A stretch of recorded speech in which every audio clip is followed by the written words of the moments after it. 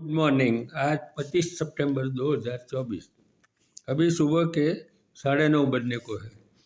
अभी मैं आपको 1957 में आई फिल्म 9-2-11 का गीत सुनाऊंगा, जो मोहम्मद रफ़ी और आशा भोसले ने गाया था।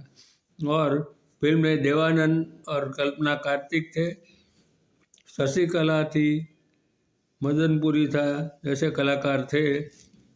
उसके दूसरे गीत किशोर कुमार वाले तो मैं गा चुका हूँ, लेकिन ये गीत मुझे याद आ गया तो जितना सुना सकूँगा इतना सुनाऊँगा।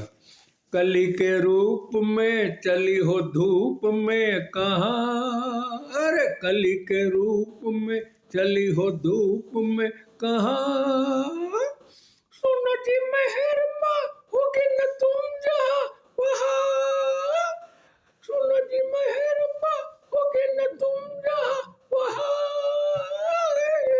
कली के रूप में चली हो धूप में कहाँ। बस इतना ही। ये तो ना करते गाने बढ़ते ही जा रहे हैं। इसके साथ मेरे 1069 ऑडियो वीडियो गीत हो गए। डिंग पटापट डिंगड़ी बगो।